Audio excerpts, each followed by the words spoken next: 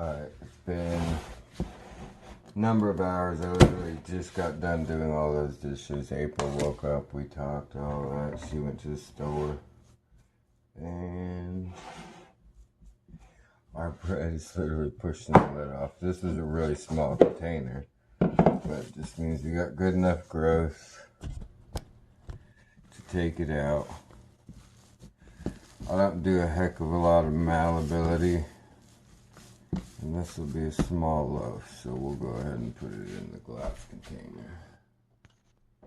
So I'm gonna go square. So I'm just going to shove it in this container here, press it down flat, and then basically cover that. And I usually just cover it with a bowl on the counter, or put it in the oven covered with the bowl on the counter or on the rack with the oven light on, and it'll rise pretty quickly. And that's just a standard loaf of regular bread. You call it sourdough, but it doesn't really taste sour. It's just regular bread. Alright, in order to carry on the raspberry bread, I'm making some filling for it. Boo thing went to the store, so I have a bunch of old milk that is pretty much way past its date, but it doesn't smell. So I'm going to bring it up to temperature slowly to treat it, and I'm going to add yogurt culture to it, and some of it I'm going to turn to kefir to give to the animals because they need it too for some health issues. If I add it to some oats, add some kefir to some oats, it's like a medicine bomb for them if they have any negative like health issues, runny noses, stuff like that. Kefir and oats is pretty much medicine. So all I'm going to do is bring this up to temperature. When you're making yogurt, the slower you can bring it up to temperature, the better. So we're just going to leave this on the hot stove while everything's getting good and hot. And stir on this until it gets cooked down. We're just cooking down the raspberries, so it'll be a minute. Alright, so I got the fruit cooked down a good bit. I'm going to run it through this sieve to basically remove any seeds and too much of the flesh, and then I'll return it back to the pan. Now we're going to add some honey. We'll turn this to the pan.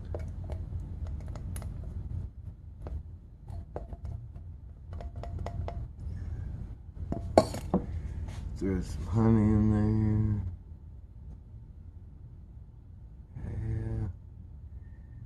Give it a little bit more. Doesn't take a heck of a lot of honey.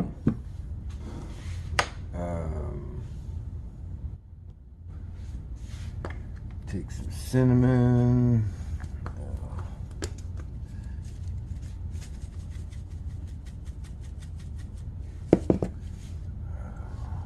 I think almond to be nice in there, some almond extract. And then we're going to throw this on the burner. Alright, so we're cooking the raspberries down now. Figure I'll add some clove into there.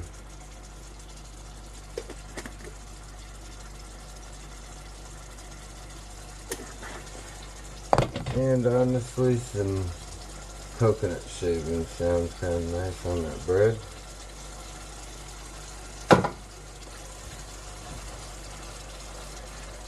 Stir that in and get it good and thickened up, and then we'll cool it off before we put it on the bread. But basically that was just raspberries. I'll cut off the butter from the tray, the bullet. Probably about 2 tablespoons of butter, maybe. Probably a little less. That's a nice tasting skillet when you're done. Alright, I got this floating in some water to cool it off so it'll be comfortable on the bread. Hear that explosion? And this was the thing from when you were a kid. You had to punch it down. I don't punch it down. Really doesn't matter. Alright, so we're going to take this. We got to flour the surface. Lard a surface. That thing's fixing to walk off on the floor.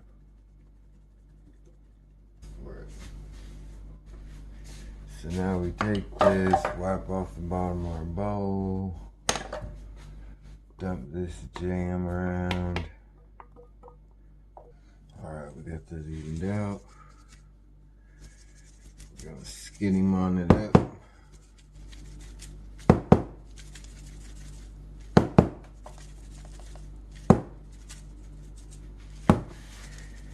Can't have too much cinnamon. Cinnamon's really good at vitamin C. High in vitamin C, actually. You'd be surprised at how high cinnamon is in vitamin C. Pretty good. Inflammation and stuff like that. Especially if you squirt it in the air and breathe it in like that. Did we decide on raisins? Should we put raisins? Because I think they probably taste pretty dang good. Alright. We will scatter the raisins fairly evenly. Alright, so we're going to just go ahead and take this and roll it up.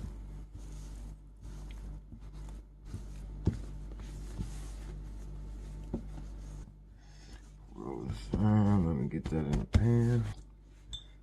The milk is steaming over there. Alright, so we'll throw that whole roll thing in there. Cover it up, let it rise, and we will bake it at 350 for about probably about an hour. 45 minutes to an hour. We're going to go ahead and throw some cinnamon on the top though. And leave that so it won't dry out and cover it. So see, it's just a few hours later and we already got some new grapes starting to float, and they'll slowly come up and down. If you tap it, you get bubbles coming off of it. For this is the water kefir, the regular kefir. Oof. Starting to get this clear fluid on the top. And you won't see any more activity on that for at least a day or so. It'll slowly get a little bit more, but then there's the starting to get some bubbling on the creme fraiche on the top there. And our sourdough starter here is ready to go in the fridge because it's not going to get used till I go to sleep and wake up again. The pizza dough will also be going in the fridge. It's got some firmness to it. It's got to get it to rise, and I like to let my pizza dough go a little over fermented. So as far as everything today, I think that covers it. Alright, so I fell asleep. All my sourdough came flowing out all over the counter. And so a big part of fermenting is air recovery. And I'm not letting that much sourdough go to waste. So we're just throwing it, or not with raspberries in it, so we're just throwing it into little bread pockets on the stove and frying them up into snacks that we can do. So instead of a loaf of raisin cranberry bread, we have raisin cranberry pastries. And this was that loaf of bread. Standard regular loaf of bread. You threw it in the air and water, obviously. Because I left it out, but that was that small loaf of bread that we made. But I just thought I'd show you how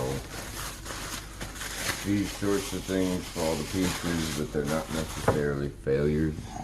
Here's our water kefir, and you can start to see we got some rising barometers showing progress. So gingerbug, you can see here at the top we have some froth. This is just from not even 24 hours. So this is just the second time I had added ginger to the gingerbug. Here we have our creme fraiche getting nice and thick. It's hard to see. When you tilt it, you get very little movement. Oof. This is our yogurt. You can see the whey on the side. And look at that, no pull away from the edge. I mean, it is fully made. So, we have our kefir. This is our standard, or no, yeah, this is our standard milk kefir. After about 12 hours, or no, yeah, about 6-7 hours, you get this fluid on the top. And so we'll just leave that. But the good sign with kefir is at the bottom when you start getting this curdle here at the bottom. And this is our buttermilk. Look at that. That's our buttermilk. Almost a solid curd. And we can just put all this stuff in the fridge. Call it a day. Thanks for watching. Alright, so making another breakfast. Kefir. I just did granola, oats, blueberries, rice, crushed up almonds, some coconut, cinnamon, allspice, or no, I didn't allspice, I did star anise. That'll about do it. I'd say I'd like a little more, but we can go ahead and show this Villi yogurt. So this was after it was on the counter all day. And so we'll stir it up. It's got a little bit of it.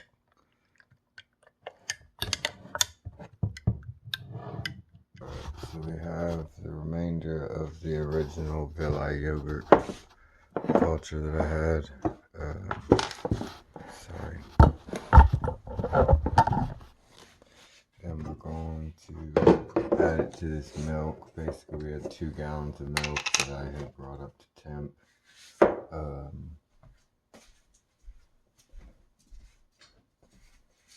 Brought up to 200 degrees, basically boiling, and then turned it off. I did it about as slow as I could.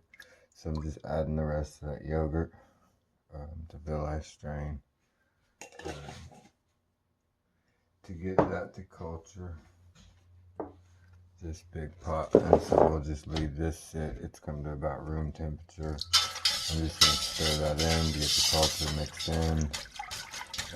Up and down motions are generally recommended.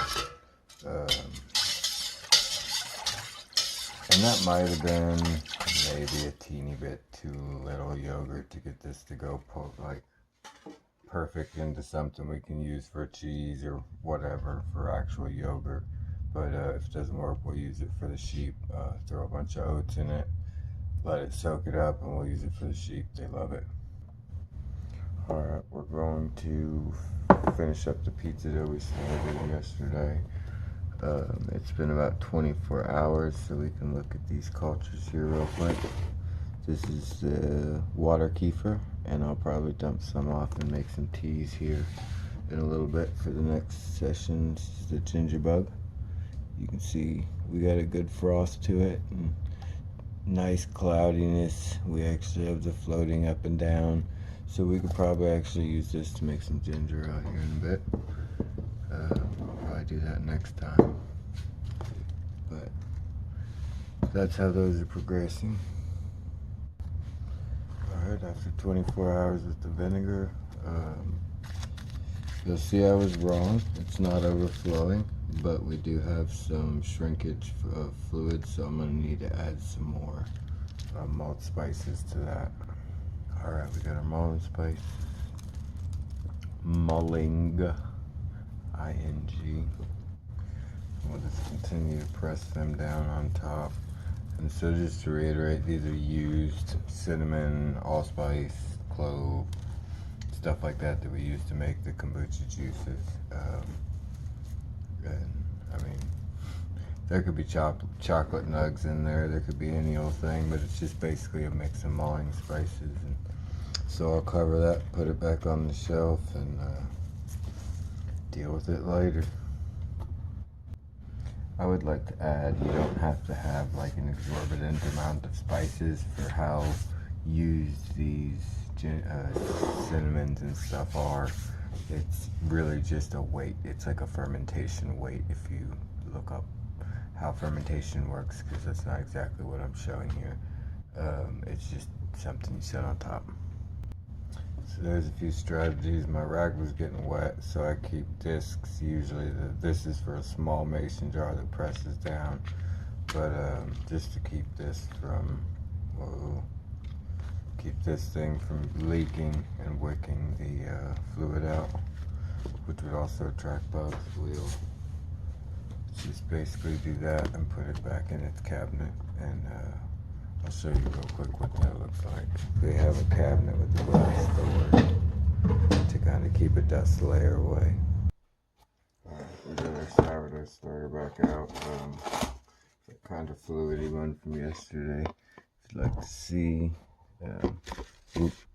it's got kind of a clear fluid on top, kind of a wheat whey, if you will. So I want to make a few things. Standard feed, and I'll stop repeating the feeding processes and stuff after a little while, but it's good to get them wrapped around your head. So I'd like to use these. I'm going to thicken this up to get it to the consistency I want to use, and then just take a random size scoop. I'd say a full cup usually does it, but really you'll get your own run. But I'm going to go ahead and just basically mix these up and add water to them.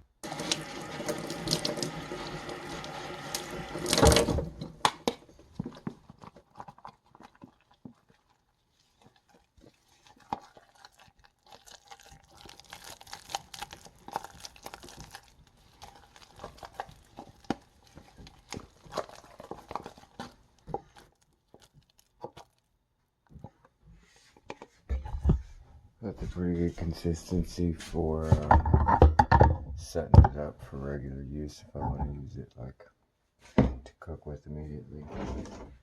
So that's just my standard fridge starter, and the one I'm fixing to use in a little bit. This one's going to sit for 24 hours, probably go into the fridge.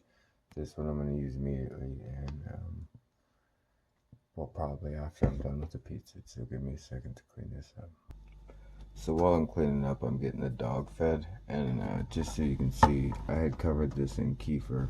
This is the dog's food. I had cooked a big batch for her last night, and I covered this in kefir and let it sit, and now I'm fixing to cook it for her. So it basically brings out nutrients, and she needs some of that stuff right now.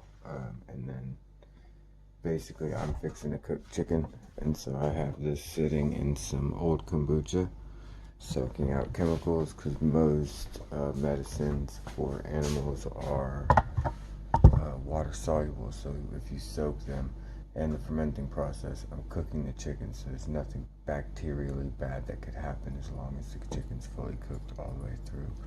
All that can happen is the kombucha can help bring out nutrients and break down some elements that our bodies would have a hard time with. I suppose I forgot to show you the creme fraiche. It's about done. You can see there's some whey separation in the bottom, but it's good and thick and ready to go. And our normal kombucha or kefir starting to separate. It's not quite where I'll switch it, but I'll probably do that later. 24 hours later with the fermented hot sauce.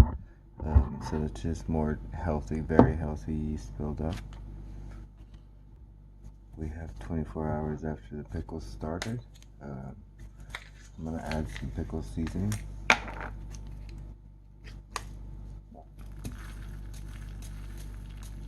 Just to the top. And the kombucha we use to make these pickles will eventually form a pretty serious SCOBY that looks a little nasty on the top here. But most of this stuff that I'm adding now is just going to soak in and down, and the bacteria will mix it for us, so it's not that big of a deal.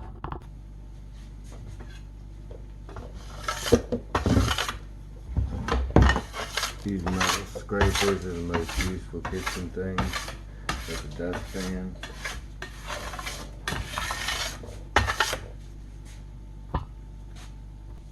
Alright, we're going to quickly finish this off by pre-baking a few pizza crusts real quick. So all that pizza dough we set up last night, you need to flour your surface, you need to get your oven preheated to 350, and get yourself your roller pins. Alright, here we go. So again, if you want to be silly enough to punch it down, go ahead, but it just came out of the fridge, so it's fairly cold. So we're just going to dump this on the counter. You see, it's not going to stick to you. It's actually fairly thick dough, and this is the consistency part we want to stick with. So what we're going to do is just kind of, without messing with this as much as possible, get this laid out in a way that we can measure it out as good as possible. So we're going to cut that in half. I use about 8 cups of flour, so we'll try for 4 really good sized pizzas, or we can go ahead and do what's the biggest chunk. We'll do 3 larges, 2 mediums. So we're going to set these aside. Alright, had to get the dog fed, get my hands get my flour and thing filled up. So basically with the pizza, if you can fold it in to itself, you know, basically create a ball like this, knead it a few times like that. You don't want to do it more than once or twice. If you do it more than once or twice, you're not going to roll your pizza out as much. I mean, you can do it, and it takes a lot more work and a lot more time, but that initial pocket will give you a nice fluff with some bubbles. So generally, just roll out, rotate, roll out, rotate. And we'll just do that, trying to keep it as even as possible. If I screw anything up,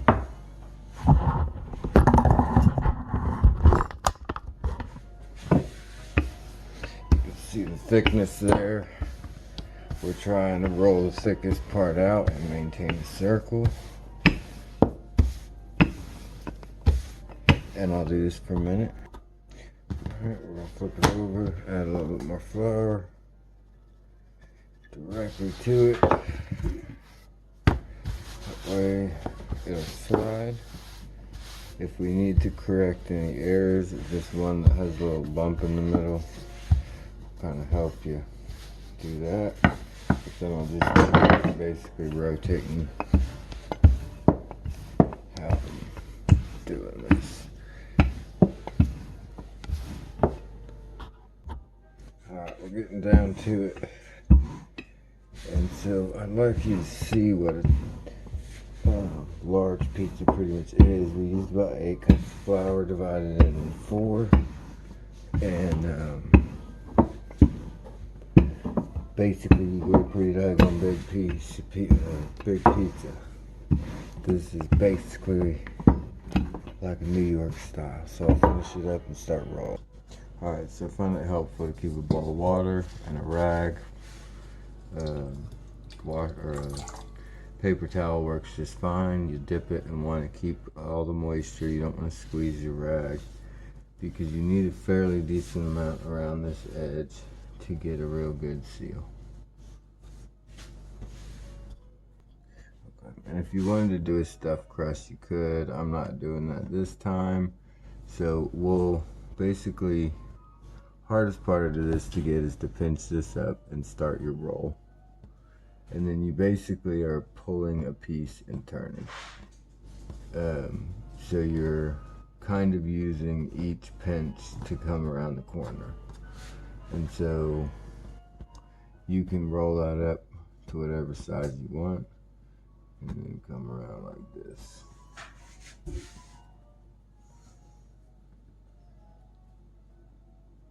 Yeah. You always get to a point where your fingers stop wanting to work. But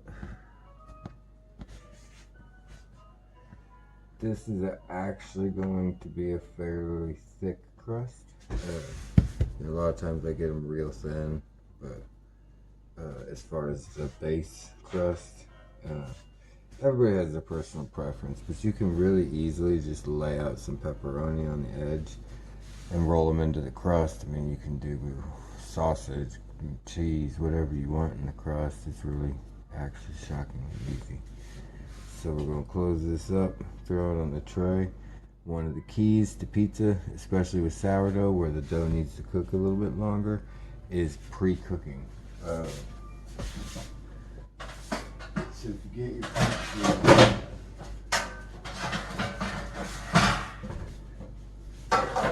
get your pizza, basically cooked ahead of time, you can throw these in the freezer and basically yank them out, throw sauces on them. You can actually, put all your toppings on them before you freeze them like this, but we prefer to make them as we go. And so there it is. I'm going to throw it in the oven at 350 for about 10-15 minutes. You get a teeny bit of golden color, take it out. You want some still doughiness, but you don't want the thing to bend in half. Alright, this is our smaller size, and I'm just showing how you kind of get the pocket no matter what shape the dough you start out with is. You just squeeze it towards the middle, kind of like making a little Chinese dumpling, and then squash it flat and get to rolling. Helpful hint, if you take this and smack it down in the bag of flour so it's got a heavy load on, it helps. It also helps to squish this flat as possible before you start rolling. You want it to be as round as possible before you start rolling. Rolling that last one out made me look like I was really good at it, but I definitely get some funkiness from time to time, and that's where these ones come in nice. Press real hard, pull, take it in the center, roll it out, here, roll it back, try and get our shape back. So this is a crust with about a cup of pizza, or a cup of flour. This was one of the ones we divided in half. So we'll roll that up and let you see it. While I'm doing this, just a little pizza theory. When you're putting your toppings on your pizza, me and my lady really found that you have in a pizza like multiple cooking environments. So when you put your cheese on, you create this steaming layer over the top that, when your vegetables are underneath the cheese, you get a steaming effect. So green peppers, things like that do a little bit better when they're cooked a little bit more, do a little bit better under the cheese. Stuff like pepperoni, onion, garlic, things like that do really good on top of the cheese.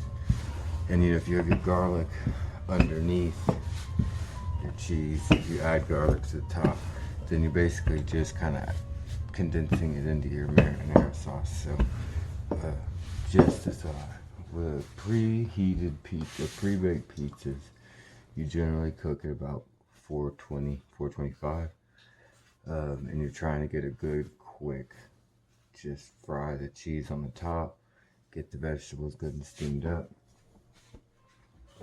And so you find a balance. Everybody's slightly different with how they like their pizza. April likes hers a little crustier, so I usually pre-bake the ones for her a little longer, and the ones for me where my teeth ain't so great, I'll usually pre-bake them until they have a little bit of malleability still, instead of having a little, being a solid, more of a solid piece when you take it off the pan. So it's really just something that you get used to. And again, like stuff that wasn't perfect, wasn't a failure, it was delicious. It's pizza. I mean, you really can't screw this kind of stuff up other than your first couple batches of bread. postscript. When you're pressing the initial dough ball flat, you want to try and keep it as smooth. So if you did it with like a cutting board, it would be better than doing it with like a fist. Still going to reiterate the size of a pizza that takes 2 cups of flour. It's almost, the length to the fingertips forearm. It's a decent pizza. This is one of the biggest pans for pizzas or whatever they sell. Alright, this is at first when we took out of the oven. A good indicator it's done is when you start seeing cracks like this form on the crust. These little cracks will indicate you're about done. You get a good clicky sound from it. And if you lift it up, you get a little bit of browning, but not much. So basically we take this, throw it on a cooling rack. Once they've all cooled, I stack them up, throw them in a couple of grocery store bags, and put them in the freezer till they're ready to use. Here is the smaller pizza, pre-baked at the same settings. It went in a little later, and so you can see it's a little moister. But it's still a good pre-bake. It's got a little browning on the bottom, and this will do just perfect for me. So that's pretty much it for the pizza and pre-bakes. Next time I'll do teas, water kefir flavored beverages of sorts, and I got a couple things on the menu to cook, so thanks. Alright, today we're going to start off a little slow because I felt like crap, and a couple of things that fell behind because we skipped a day or two. But that's kind of the thing with fermentation, is that I'm trying to display is the actual simplicity of it. Like, there is nothing complicated about it. Like, the modern preservation methods, you really need to know dates, you really need to know temperatures, times, expirations, all that other stuff. But with fermentation, like, I was just cleaning the counter off and found this honey that I had put blueberries in like last year that we got from, it was a very godly place. And so I felt like they were good enough to ferment, and they've been sitting there for a year, and look at them. Smells delicious. So it's one of those things that it seems complicated when you're learning about it. They got all these recipes and all these things that seem like they're just hard to understand really on all and hard to apply in your daily life. But that's the coolest part about it, is like you just really add the culture to it to basically allow yourself to be lazy, to give yourself the comfort of knowing that your food is protected by a culture that is not going to harm you. So like I soak my chicken from what you saw, and soak all those things out using the fermentation process. So we're just trying to display how simple it is, and I'll show you some of this stuff real quick. This was the first vinegar I ever made. It was just blueberries from Walmart, freezer Walmart. This was back in like 2022. Ooh. Oh, it smells so good. It's like a blueberry, like wine. It really, honestly, it smells more like a wine than a vinegar. It's really good. And then this was one of my first scobies because I was a noob, and I put it in a bottle like this. And basically,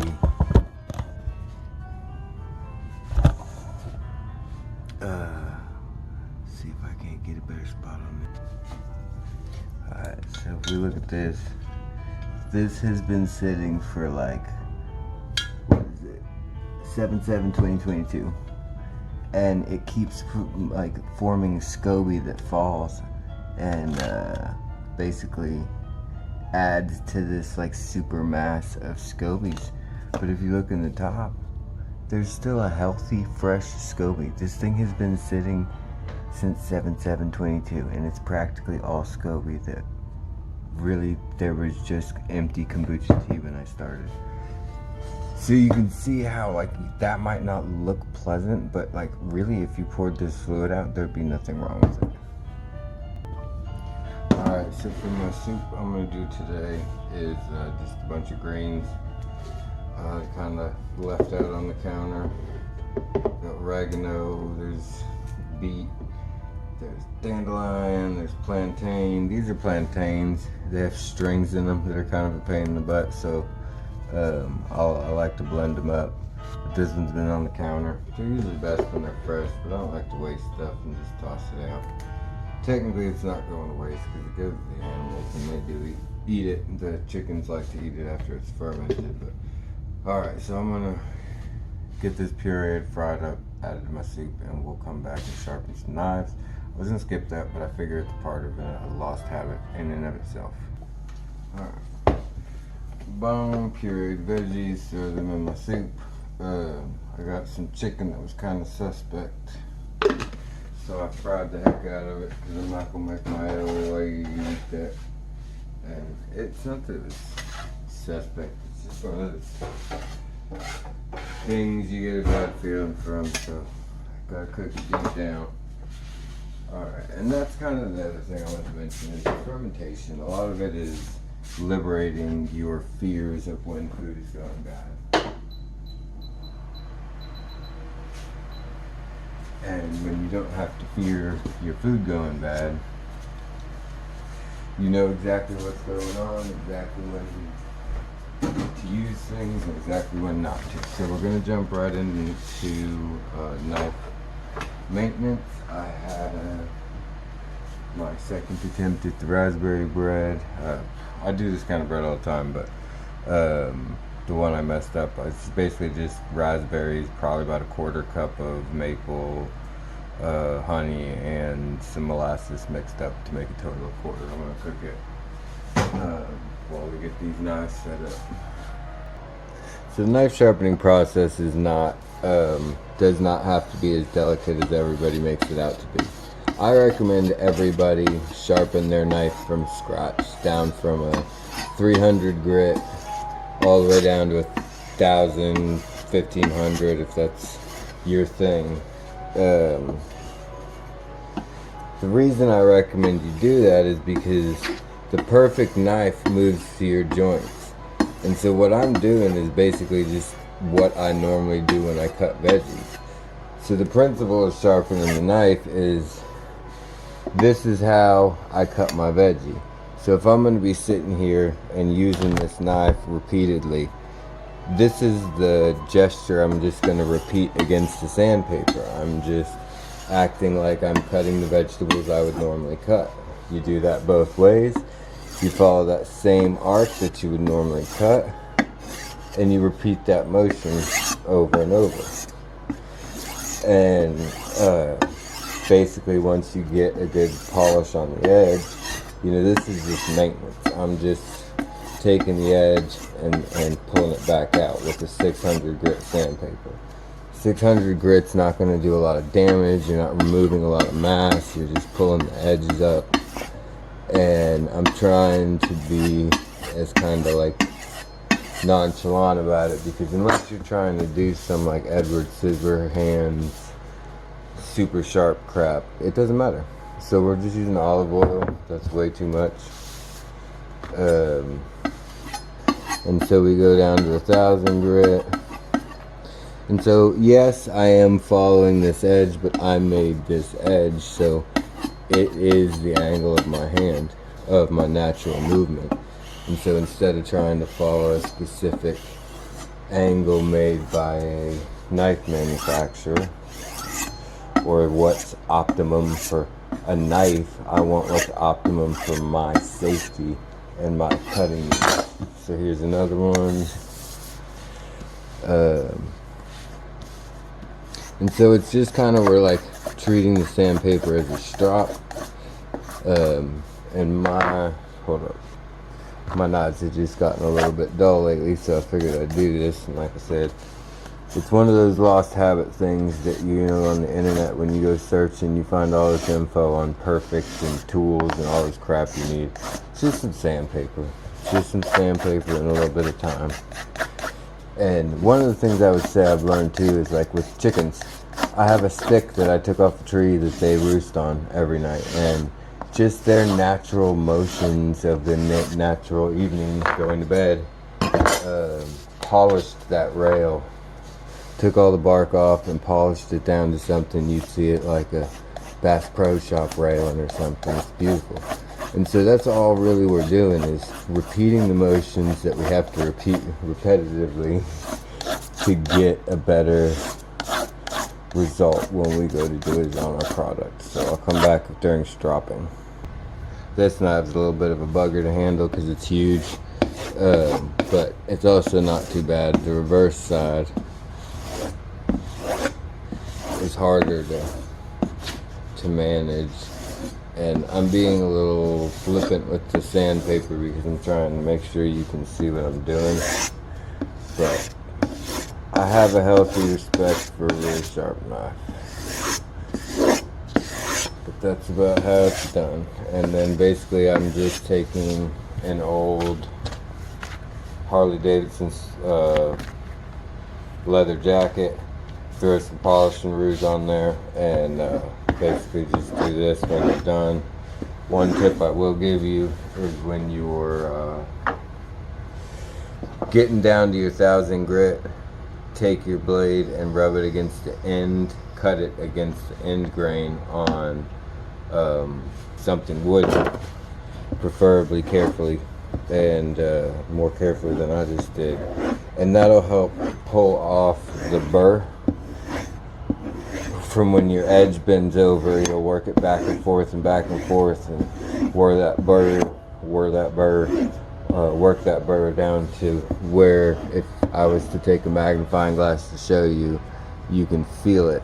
But if you take it, once it gets thin enough, you'll actually see a swirly piece of metal come off sometimes. I know most knife sharpeners would call me insane for doing this. Like, around this tip is fairly hard to get, and honestly I'm at 1000 grit, so I'm not removing anything from media. All I'm really doing is even if anything, adding a polish to any missteps I might have. As long as I don't take this thing vertically and go like this, I'm not doing any negative damage. So just going back and forth like this gets your edge a good polish, and you're not damaging it, you're not malforming it by holding it very firmly and just making sure it's going to do those cutting motions. Final tip, but the reason I'm able to do this so straight is because when you hold your knife flat like this, pull it up till the edge smacks, and you'll feel like a resistance. You feel a difference when you start coming up only on your blade, and that's when you're doing damage. So if you get comfortable with that feel of where that is, you're never going to mess up your blade. When we go over to stropping, you're pretty much trying to generate warmth. You want to press really hard, and I want to emphasize the danger in what we're doing here. Sharpening a knife is not a joke. I'm covered in oil, my hands are greasy from oil, and you have got to be careful, have control, and do not misstep, because I will demonstrate these when I'm done, and it's not a joke.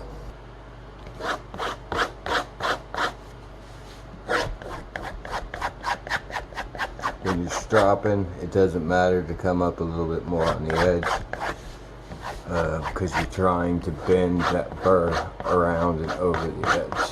I don't have any burrs on these because they were fairly sharp when I started. I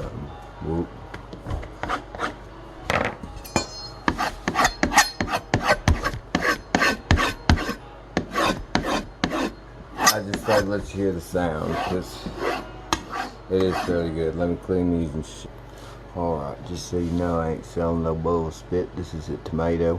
You saw how easy that went in. You want to see how thin you can get it?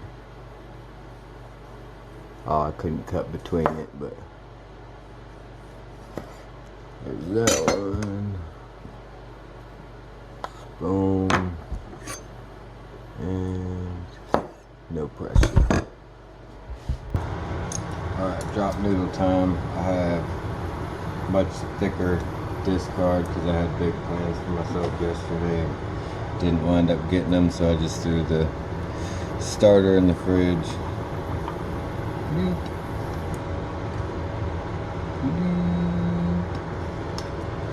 And these are thick enough that they'll be like a really good fluffy noodle. That's enough of that. Alright, now my soup's done. I'm going to check the fermented lentils. It's a mix of two. The pink tend to tenderize a little quicker, so I put them on top. So I'm going to top off the kombucha on that. And then I'm making pintos. I'm going to do some taco-y things. Pintos will only give you gas if you don't soak them overnight. And everybody acts like it's this big stinking deal, but it's like you just put them in water overnight. It's the biggest stinking deal. So I'm going to add water to fill this up and set that on the side. And take a spoon, stir up this stuff, and put it in my soup. And then we'll get into flavors. We're going to check our ferments and make some teas and juices and flavorings of all sorts. P.S. This fermented beans are done. They've already been fermented, so they go in the fridge. This has not been fermented, so I'm just setting it on the counter till tomorrow. Alright, I gotta feed the water, kefir, and the gingerbug.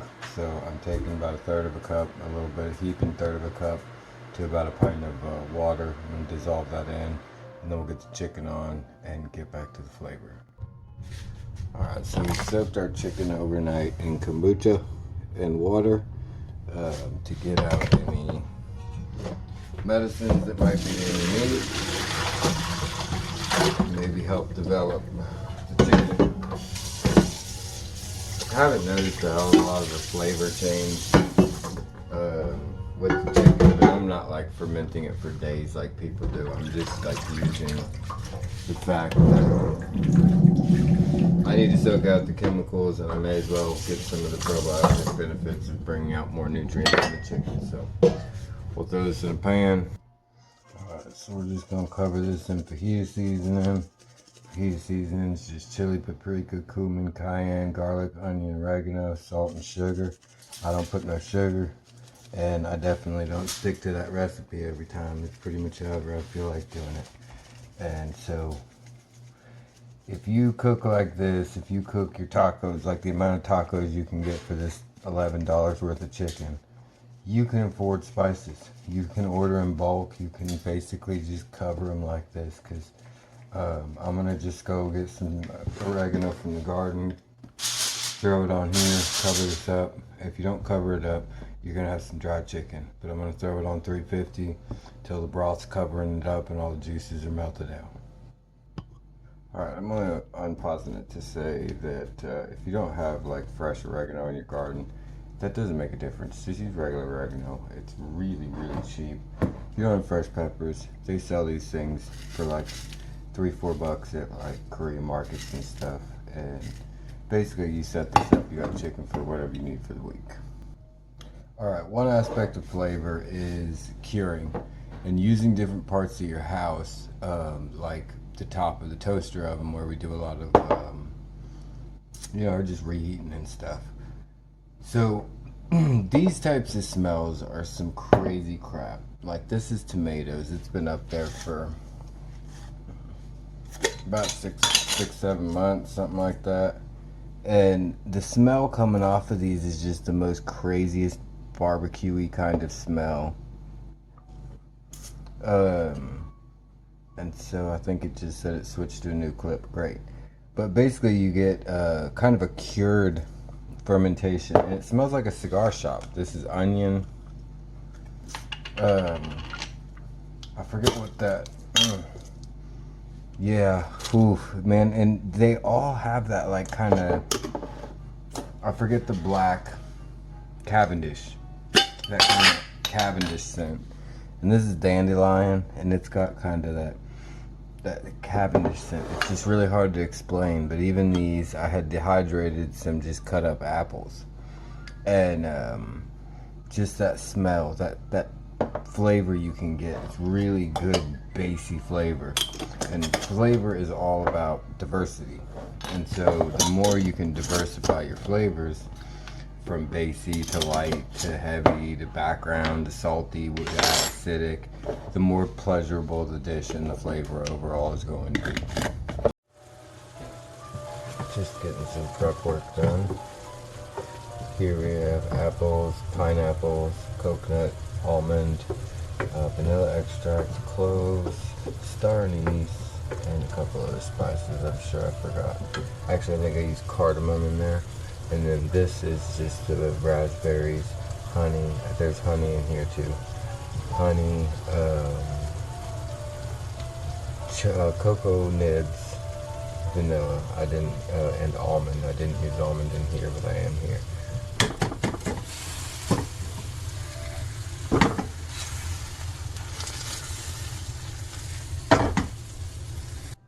Alright, we're on to the fluid for making ginger ale.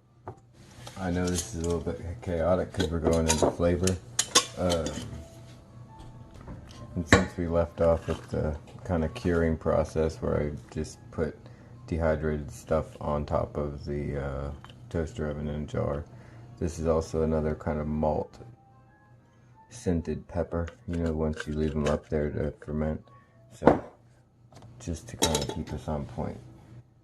You will learn pretty quickly if you're interested in this that I may do as I'm doing, not as I say type of person. So we're making gingerbug, and I think personally with this amount, I'll probably toss off about this much. So with that much, I could probably make, I'll probably toss out that much. I could probably make 2 wine jars full of gingerbug. So I've basically filled the wine jars twice. And yes, we will be adding gingerbug to it, but when this boils, it's going to lose some of its volume. And if we do have any extras, that'll be fine. So if you look up a standard ginger ale recipe, it'll tell you it's 1 cup of ginger, 2 cups of water, and 2 cups of syrup, which is 1 cup of sugar, 1 cup of water. So we're basically just going to not do the syrup part. I got basically 2 cups. And these end up being 3 cups each, which is 6. So I'm underdoing the ginger because it can get a little potent. Alright, so I had an extra apple, and you probably didn't see me throw it. You may have seen me throw that in, but basically I threw about 2 apples. I took about 1/4 of the apple and put it in the pineapples for the banana bread I'm going to do. And then the gingerbug, I put about an apple and 3/4 in here with the ginger. We're going to boil that and come back in a bit. I don't know if I told you that was cloves.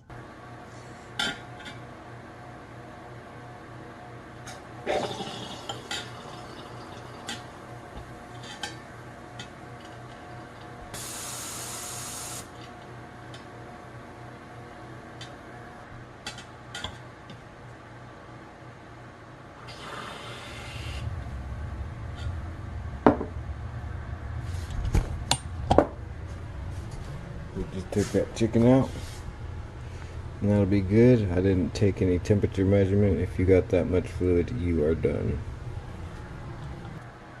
Here's another flavor thing. The principle of fermentation is if you add a bacteria that you know, then you can preserve something and know that if you consume it, it's safe, you can cook it, and it's fine. But this is basically a strawberry that I put up, and if I had dumped a little bit of kombucha in there before I put it in the fridge, it wouldn't have gone to waste. But at this point, it smells a little funky and it's gotta go in the trash. Alright, so I want a ranch. I looked up a recipe. We do this all the time. I just generally kind of wing it off the recipe. Calls for dry buttermilk powder, parsley, garlic, onion, dill weed, onion flakes, chives, salt, black pepper, sugar. It's basically onion, garlic, whatever. So I ground up roughly those spices, add some celery salt. And that might be a little heavy. I'm just going to dump this buttermilk over it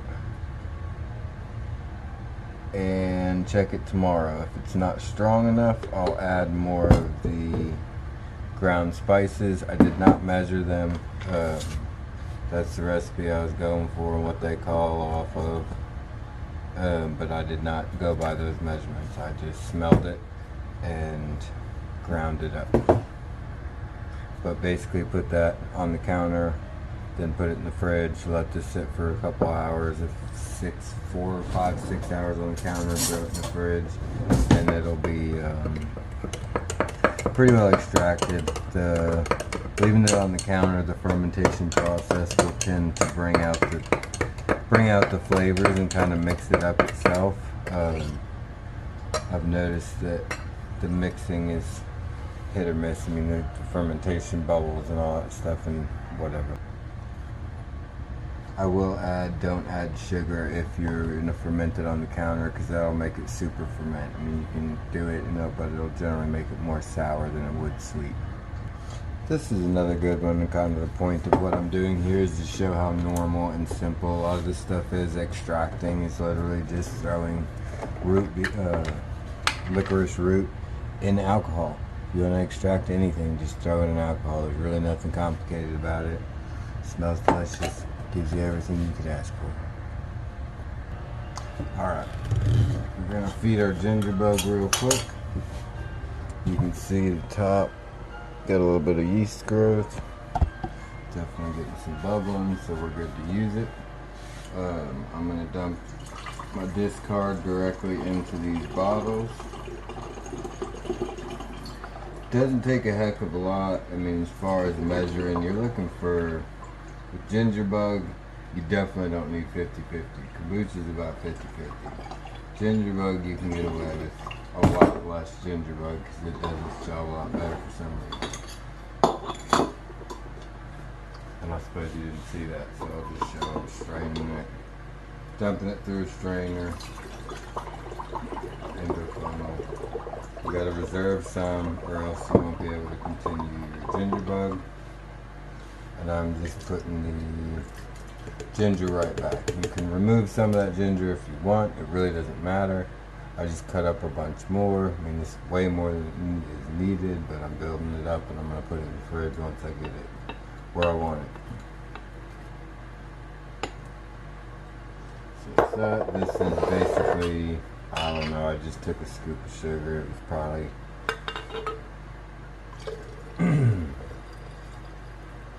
just over a half of a third of a cup, but this is something you know, you can overdo sugar and you can underdo sugar, and I just overdid sugar because this is supposed to be for the water kefir too, but it's not gonna hurt anything. It's just gonna make it get done like that. By the way, I'm using a cap like this because we're trying to reduce the vinegar aspect of the gingerbug, because I don't particularly like a vinegary ginger. But before moving on to the water kefir, I'm just going to level this out so they have a roughly equal amount of fluid in each, and then we'll put this aside for when our ginger ale's done. Alright, now we're going to feed the water kefir. I'm going to dump the whole thing through here. Stop with the raisins. And there is a kefir grain stuck in there. Oh well, you lost it. Water kefir is really delicate. No big deal, so then we'll just dump the rest of this out. There's our kefir grains. I'll go rinse them out real quick. Remember, these you don't want to press. Alright, they're rinsed. We'll just throw this back into one again. I just threw another tablespoon of sugar in this because I dumped too much with the gingerbug. That's not going to hurt. I'm trying not to go too much into recipes and stuff because you can look those up. I'm just trying to show applications how they're used in daily life. We'll throw in the raisins. Put the cap on, put it back on the counter. Alright, I'm going to do one more on the kefir, feeding the kefir, because you get different consistencies so you can kind of see it. And who knows what culture you'll choose to start off with.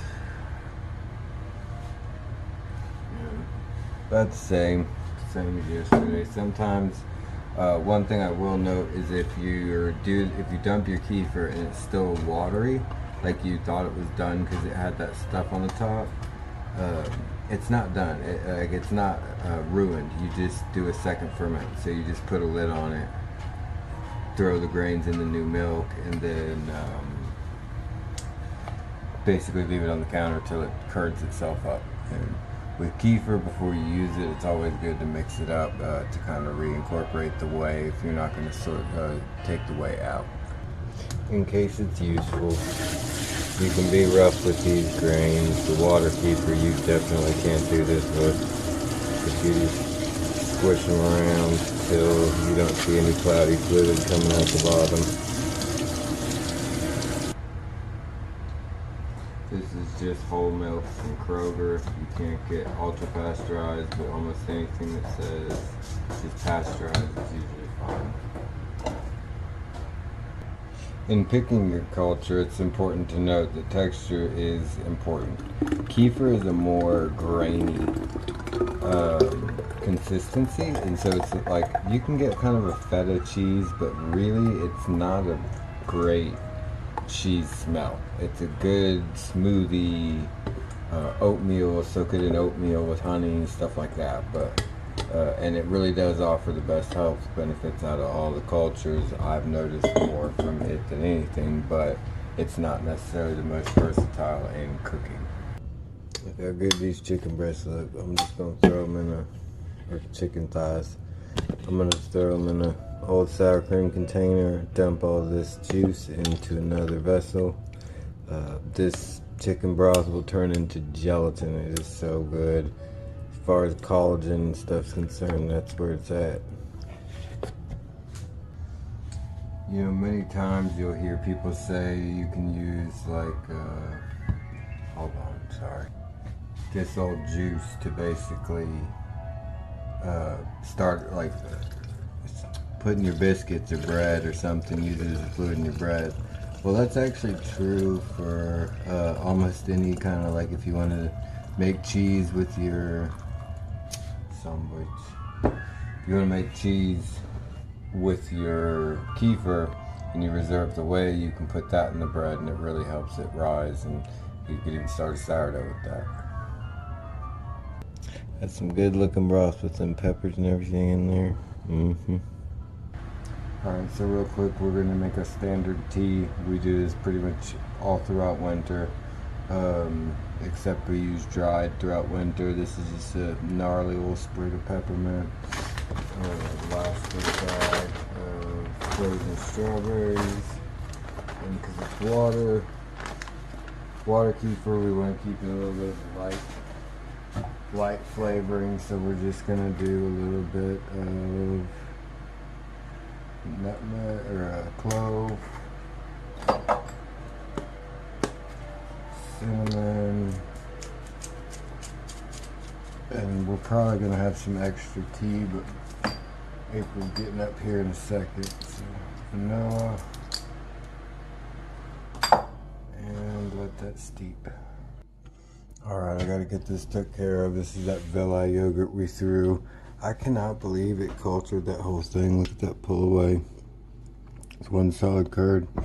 But yeah, I mean, that wasn't really even enough of a culture to be close to what's recommended, and that's a good, you know, a good indication of like how little it matters really. So all I'm doing is cutting the curd to increase surface area, allow more whey to come out, because I'm going to turn some of this into cheese.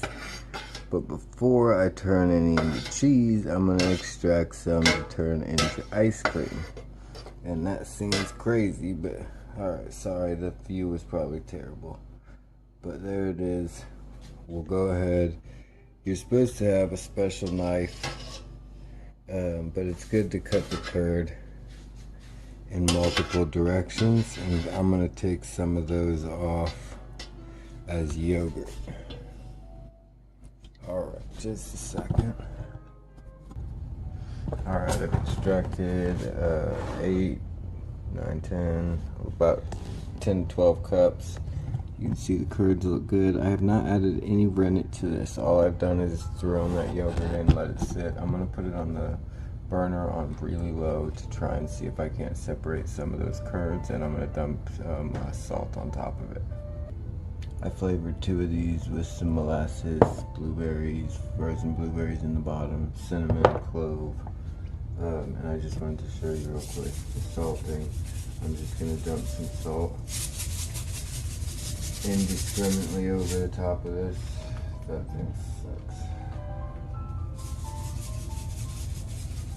I mean, I'd probably say I'm going to do in total about a quarter of cups, probably accurate. I'm just covering the surface and I'm going to put it on the lowest with a warmer in between it. I don't want it to get too hot too fast. We're just trying to tighten up the curd. Alright, I got that on the burner. You can't hardly see the flame, that's the point. And then this is old pizza stone. Alright, this is our apple and ginger brew. I'm going to add some sweetener in a minute after I strain it. I will dump this through a cheesecloth. People tell me funny that I still use this, but honestly it's better than getting dishwashing detergent and stuff like that on your cheesecloth. So basically, one of these old washing boards is actually one of your best friends.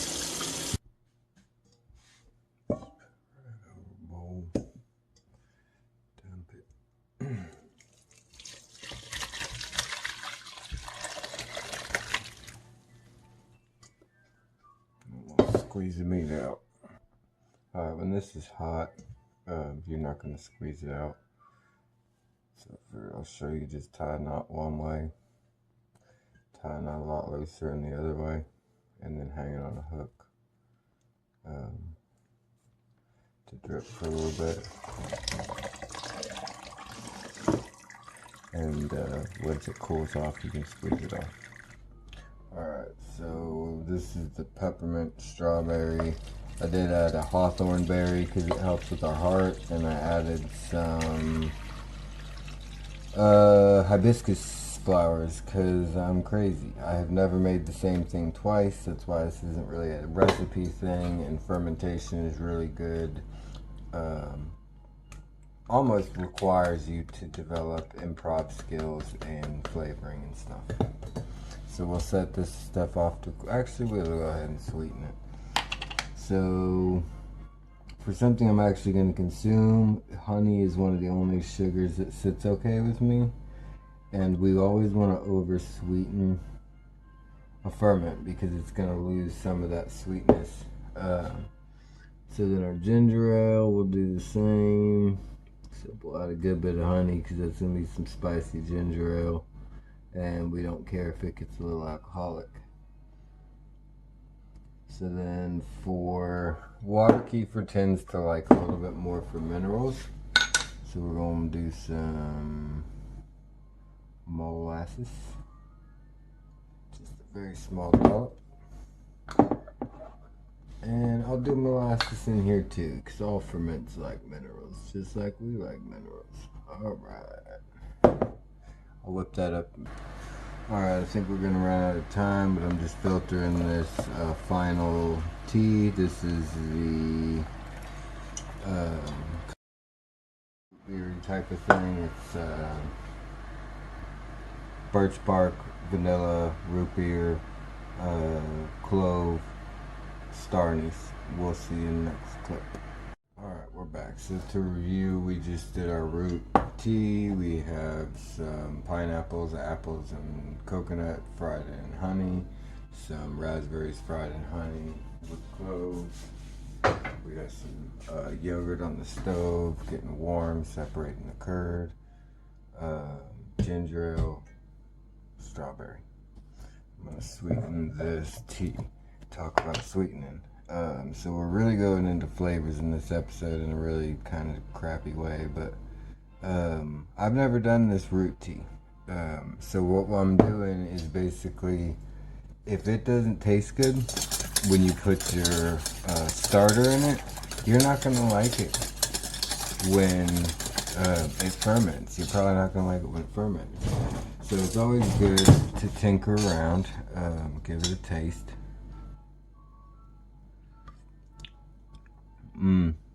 Interesting. Very good. yeah, I don't think I'll change that at all. I think I'll add a little bit of molasses and be right back. Alright, this ginger is cool enough. So I'm just squeezing it out, and that ginger and the apple will compress, and we'll get that out. Alright, that's what's left of the ginger apple ball. You can also grind this up and put it in flour. It's also pretty good. If I don't do the apple, I'll dehydrate it and grind it up for a spice. Alright, if you ever need to cool stuff off rapidly, throw it in the sink in some cold water and it'll just be a few minutes and it'll be cool enough to use. Alright, so for the gingerbugs, fairly cloudy. This is our previous cheesecloth, and we're going to switch to a finer grain to try and get a better filtration. I folded that into 4 to give us a really good filtration, and a lot of times you got to be patient with it, just be slow. First little bit it'll run nice and quick, and as it starts to gum up the works down there, you'll have to go slow. Alright, still cloudy but far more acceptable hue. Let's go ahead and add our water kefir to our bottles. I haven't used this as much, so I'm going to use a little bit more than I suppose is necessary.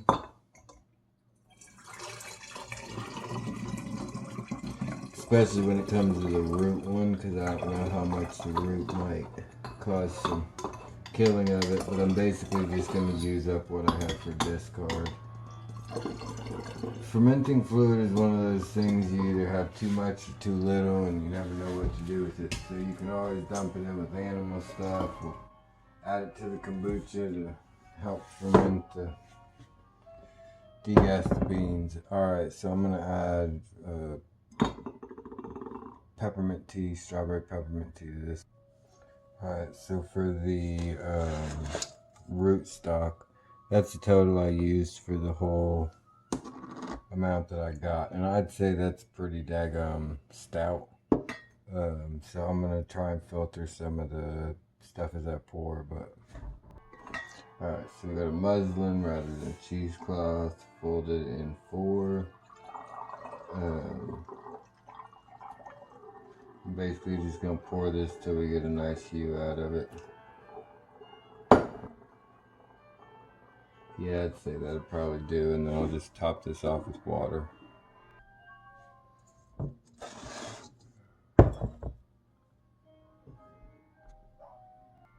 Alright, finishing up the ginger ale with the gingerbug in there. One of our favorite ways to do this is usually with raspberry ginger ale, but this time I did apple because I had apples that needed to get used, so you don't need to see this. Alright, there we have it. There's our kombucha from the other day. A birch, ginger ale, strawberry.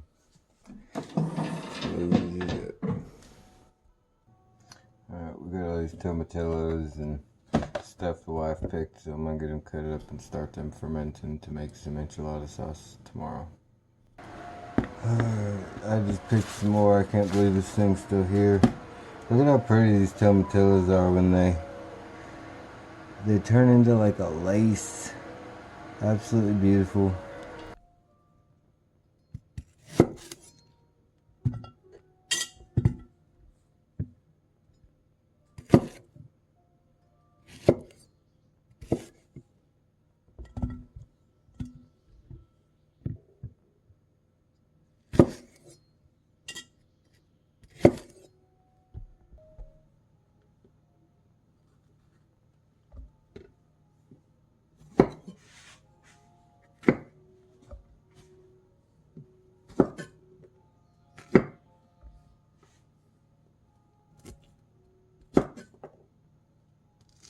Throw a few cayennes in there, peppers, and I'm going to basically fill this up, add some kombucha to it, and then set it on the shelf, and that way I can add a few tomatillos as the days go by.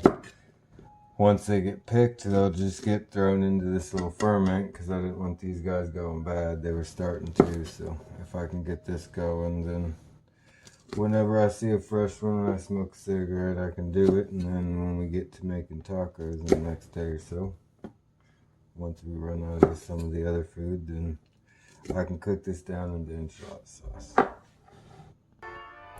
Alright, sprinkle a little more salt on our cheese. Alright, I had the kombucha about there. I've added a little bit of water. I'm going to add some salt. And we'll fill that all the way.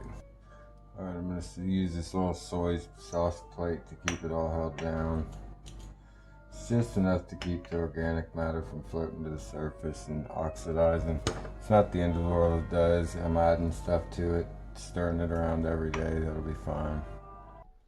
Alright, we're going to throw together a buttermilk pesto kind of a thing for me to throw on my eggs. I've been doing scrambled eggs in the morning pretty regular, so felt like adding some pesto into it. So I'll get to basically dump this into the blender with a bunch of basil. This I don't think you can do without fresh basil, but I don't have any pine nuts, so I'm adding almond. Oop. Stir all this basil. And then I have one lemon verbena or lemon balm leaf and one sage leaf. Bunch of garlic. And I'll blend that up. A little spritz of lemon juice.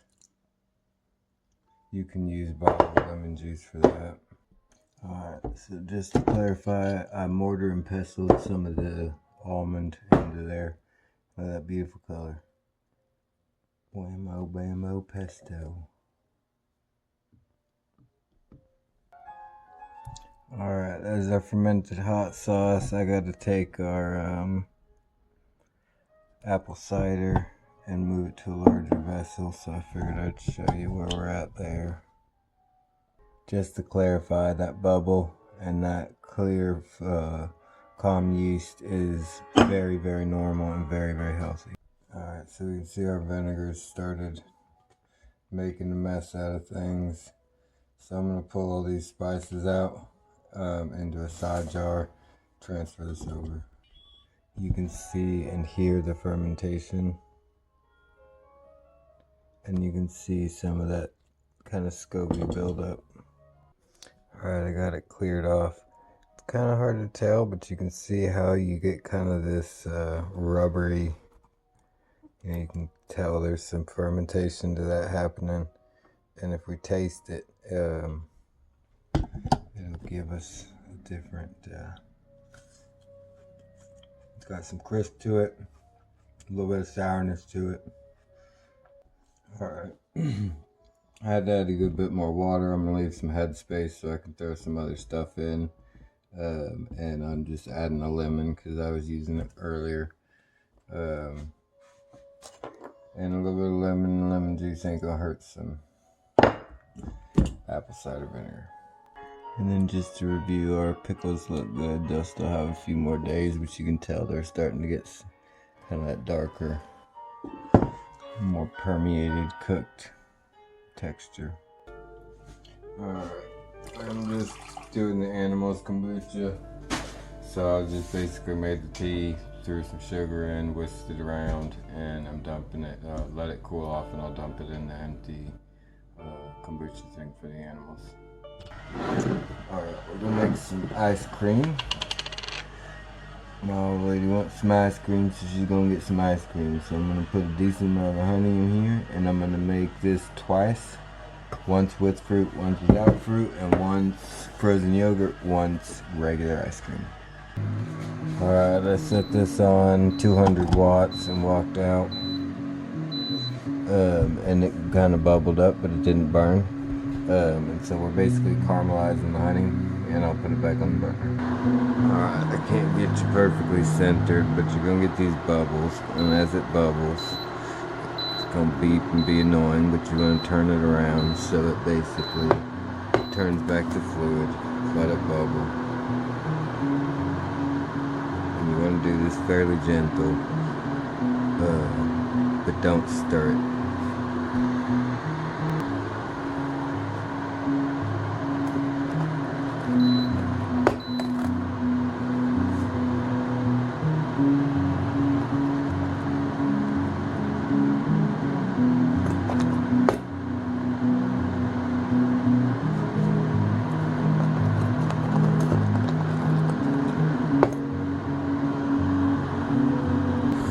Get that color in there.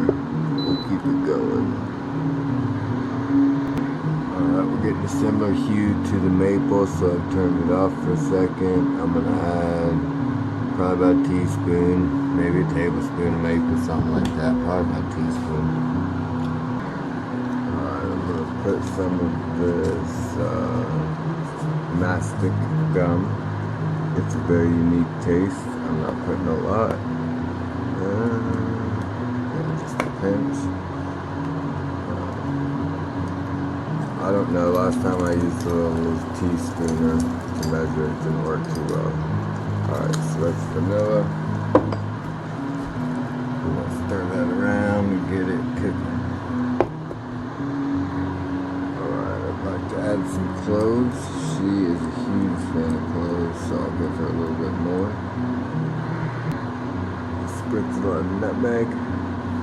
It was literally just like I took a pinch like that out. That was actually too big, honestly. I'm gonna add some cinnamon now. Pretty decent amount. We're making ice cream after all. And then after each time I add something, I do my normal stir and get the bubbles down. Finally, I'm going to take some kava and scrape.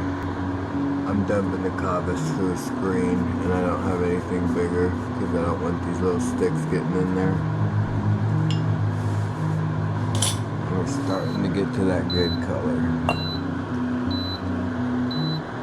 It's hard for me to see, I'm sure. Alright, this is a good thing to see when it pulls away. Oh, gee, cricket. When it pulls away from the side, you see it start to fry on the bottom. It'll be like a candy, kind of candy consistency. That's good enough for us.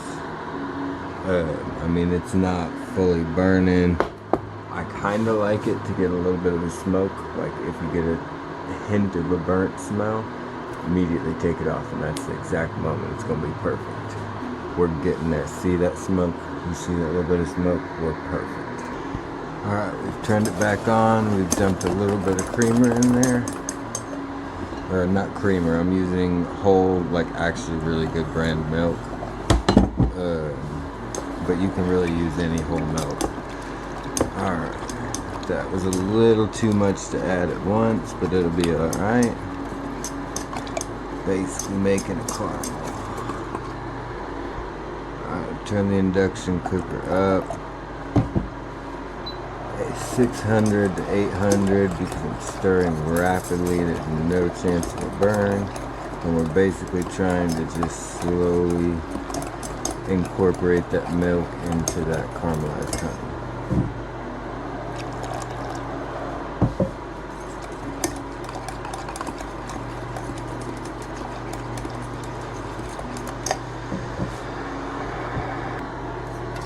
So you get this candy on the side, and I mean I'm pretty much filled to the top, but I got the candy on the side from picking it up to show you. And basically I just wanted to show you that like when you stir that milk in, all that candy will dissolve into the milk. Alright, I'm going to add cocoa butter wafers. Let them melt in, and I'm going to add a little bit more vanilla.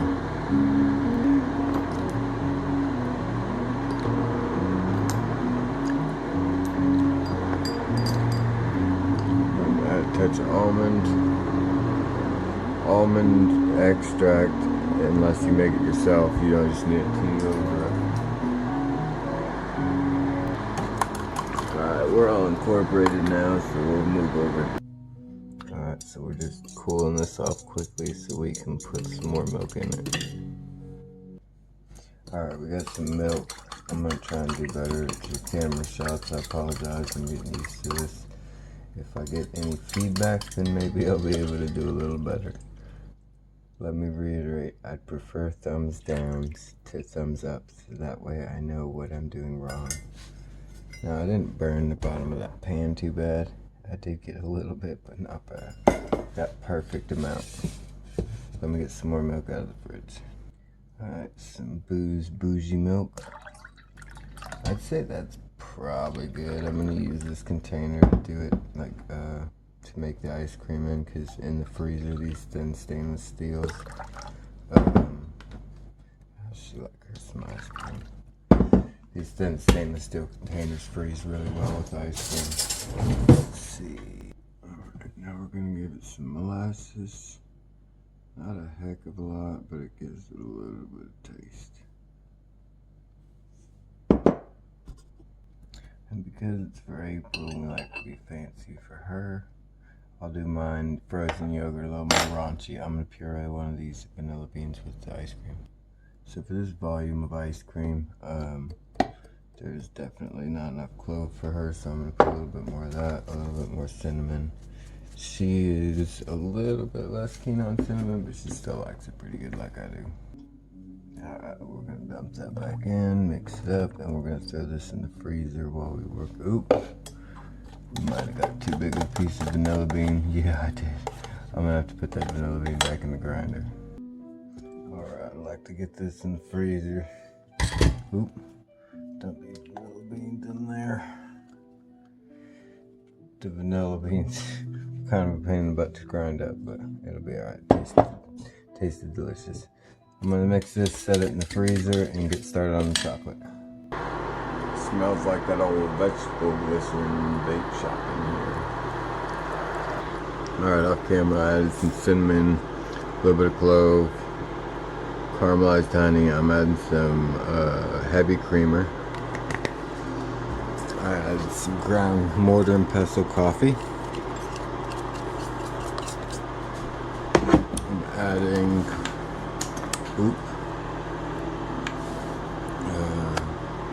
cocoa butter wafers.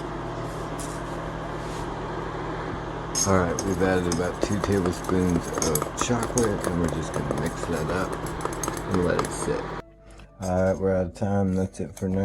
Alright, welcome back. Sorry about the positioning. I got my ice cream pretty much cold, ready to go. And more healthy version, we're going to add some buttermilk. Twist that around for a bit instead of heavy creamer, which is what I put in standard ice cream.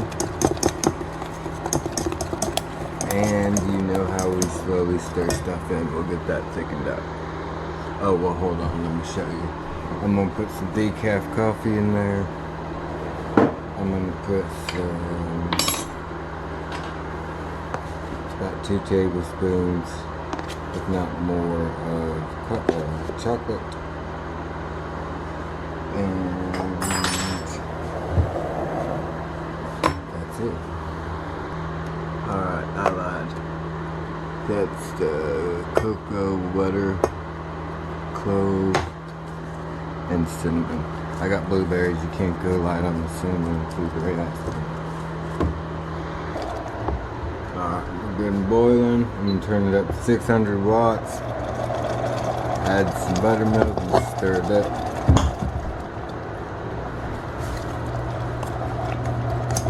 And this is my blueberry ice cream. And I'm going to add some buttermilk, I'm going to add some yogurt, and then the meat's back. Alright, this is that Villi we made the other day. I haven't added any to it yet. This is just the buttermilk. We're about out of buttermilk. That's that one we made the other day.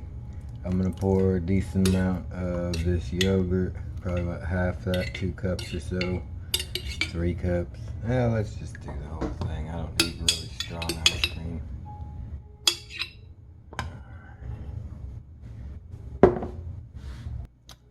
sorry, I had to clean that mason jar. We're not making no more of that yogurt today, so I just washed it out while it's still wet enough to not be crusty.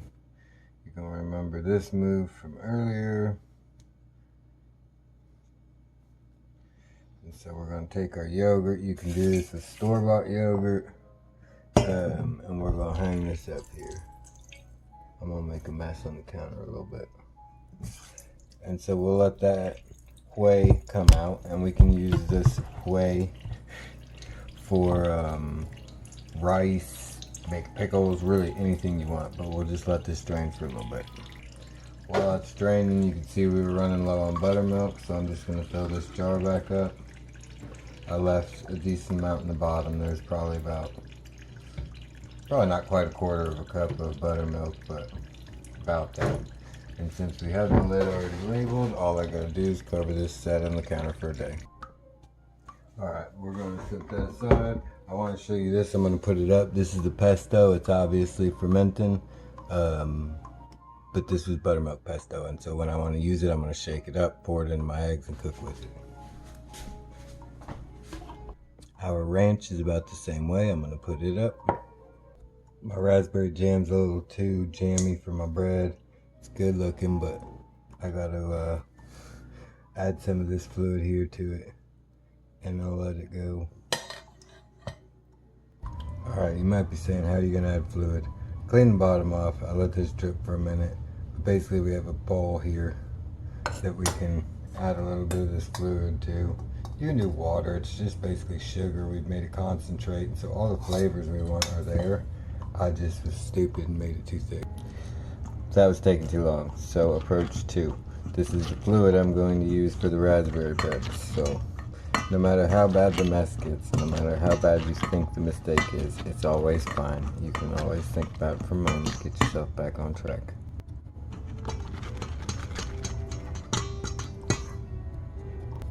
You know, technically here we're doing the same thing as we were when we were sharpening the knife. We're using a sieve as a grate and basically sanding all of the meat and everything off of the seeds.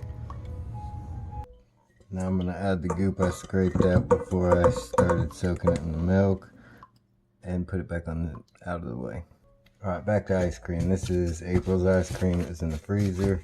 I haven't touched it for probably 3 or 4 hours, something like that.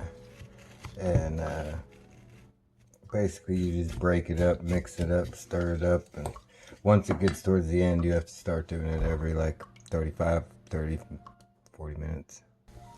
First we're trying to smash the chunks like this into the bottom, and then we give it a good whip like this until we find the chunk we need to smash. Alright, I transferred my buttermilk and blueberry syrup into a bowl. I took this down from hanging. Spread this out like this.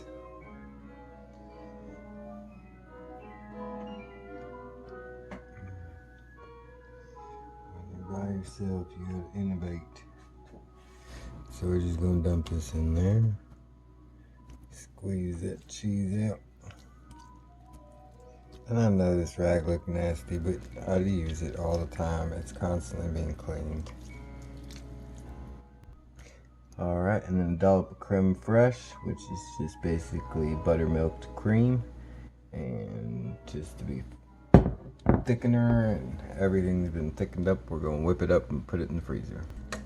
Alright, so sometimes I'll add an egg in the caramelization process. Once I add the milk, I'll add an egg and basically let that cook into kind of like a custard before adding the rest of the milk, but I didn't really want to do that with this because I'm trying different mixes of buttermilk and creme fraiche.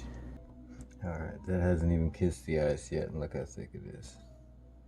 I've recooked some cranberry or some raspberries for the central filling, and that's a little bit more where you want to stop instead of candying it all.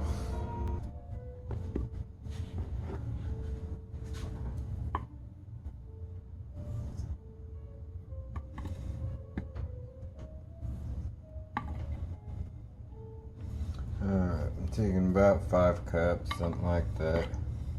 It's usually what we want our standard loaf to be. We're gonna add salt, we got the sugar and the milk we're gonna add in. And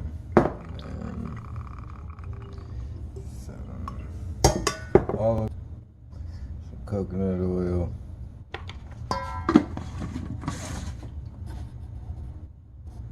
So I'm going off of this chart for ratios, and you can see most everything, every type of bread is 3/4 of a cup of fluid to roughly 2.5 cups of flour. All the other stuff, whatever. Alright, so sourdough, the less sourdough you add, the better. We're at 2 cups, so we'll add just under a cup. Let's see, not even half a cup, honestly, we'll see. That'll probably take us a little bit longer than necessary, but I'm okay with that, especially in light of last time. I'm gonna stir this up, add an egg. I'm gonna go with 2 egg yolks today.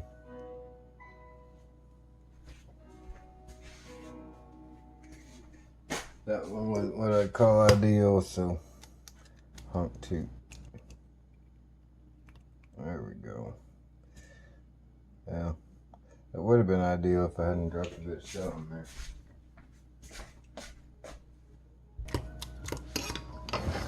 Dump it right there. I'm gonna have to do some modification. I can tell you already, I accidentally added too much fluid, didn't I? That was like, what did I say, 3 cups? Damn.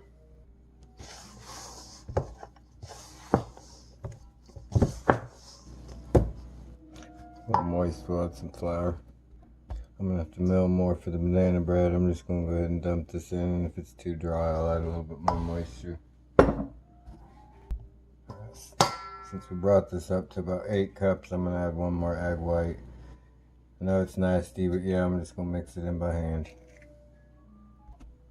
Yeah, we run on the dry side. I'm gonna add a little bit of whey, mix that in. Alright, we're at kneading consistency. I'm gonna have to add a little bit more moisture maybe, but I'm gonna knead it for a minute. And then we'll get this switched over. It's soft white wheat that we milled at home, so it's gonna take a little bit more moisture and a little bit more time to set, but it'll definitely do a good job.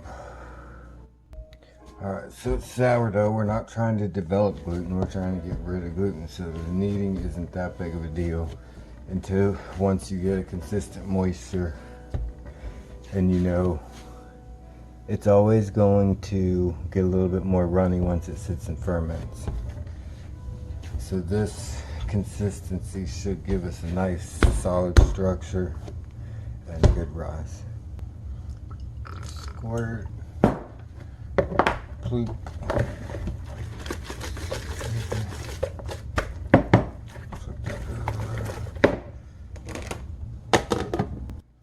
Alright, we're gonna mill up some red wheat berries.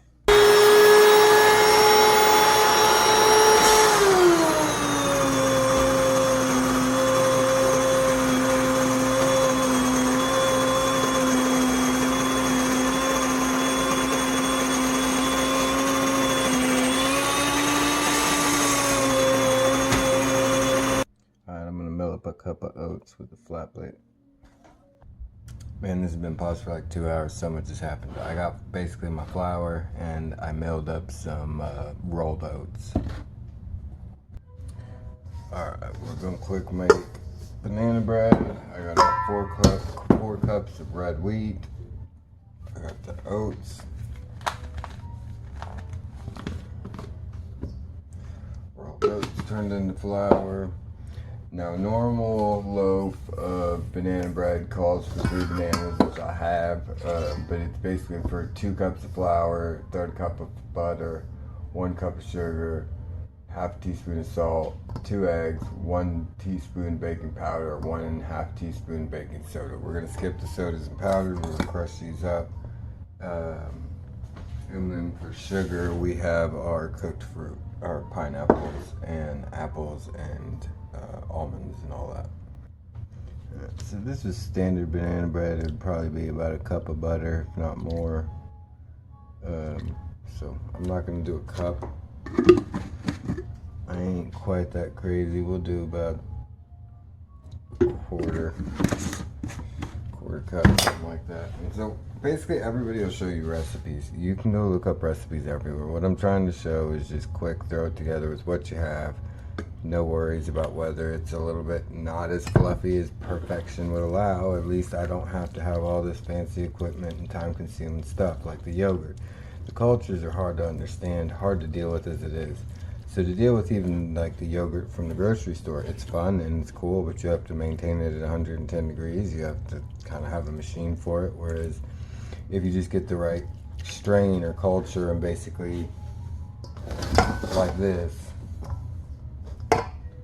is that ranch we were eating, or that ranch we made with buttermilk, and this is that meat pocket thing I've been eating on that we made.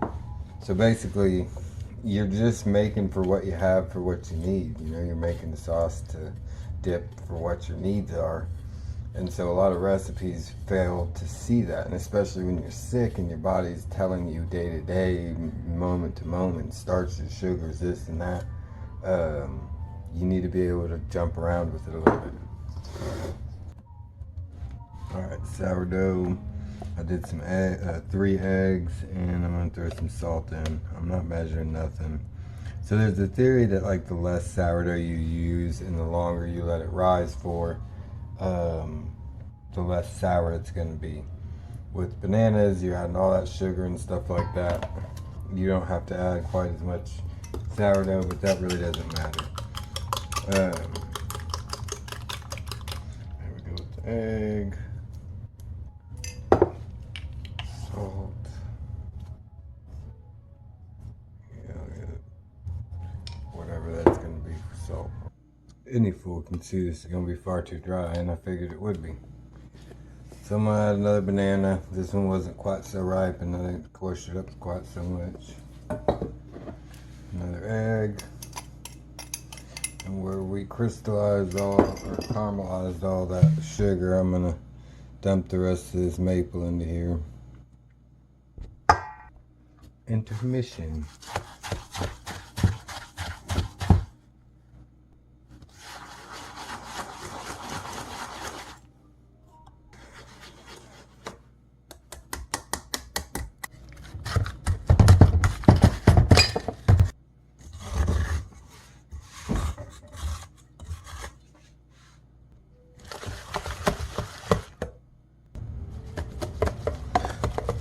I've only stirred the one. April's I stirred maybe twice. This would be the third, and this would be the second time I stirred this one. So I cheated and used the immersion blender because it was freezing too fast. We now return to your regularly scheduled program. We were adding maple, banana, egg to make sure this had a little bit more moisture because it's obviously a little bit too runny. I'm gonna go, or a little bit too dry. I'm gonna add some olive oil because coconut and olive oil do a pretty good job mimicking butter. Still a little dry, so I'm gonna dump some kefir in it. I do this anyways sometimes. Alright, that's about the texture I like from my banana bread. I'm gonna let it sit for a couple hours, probably 3 or 4. After the salmon's done, I'll mix some baking powder or baking soda into it. Because with the ferment, remember, we're creating acid, so we don't need to do baking powder, we're just going to do baking soda. So we'll let this ferment for 3-4 hours, and then we'll come back. Alright, I got to get some salmon on, so we're going to throw the rest of this sourdough starter on as pancakes, and while we're doing that, I'll finish up, because I ain't got much time to talk about nothing else, what's left. So an interesting point about fermentation is there is an alcohol aspect of it that, you know, Shears of the Woods just did a video about using, what was it, vegetable glycerin or whatever as a extracting agent, extracting alcohol. And how it's still just an alcohol, but it's an alcohol you can't evaporate off. So if you're having an issue with alcohol and you're doing tinctures, then you can evaporate that off. You can put it in tea or water or something and evaporate it off. Where fermentation actually is the process of creating alcohol, and it's also the process of creating vinegar. So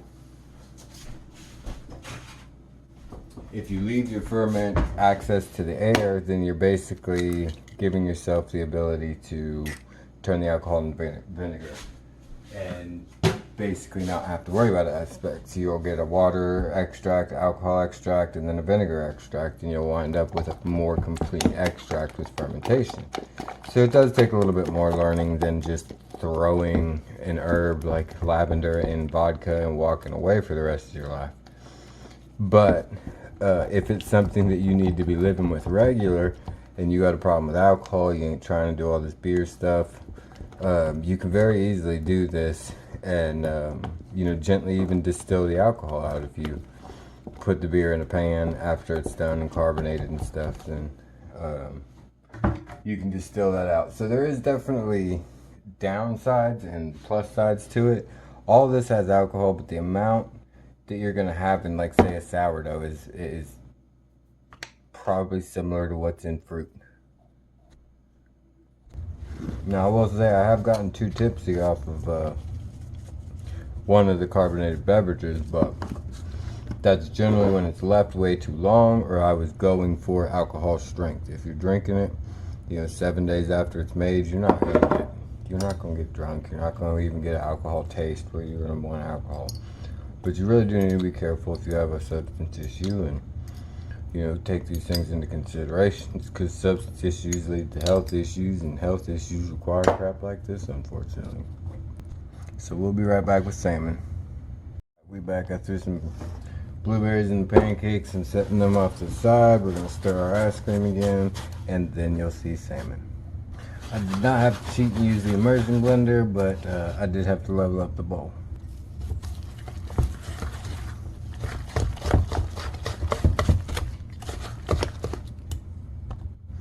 Alright, we've had this rice sitting in kombucha all day,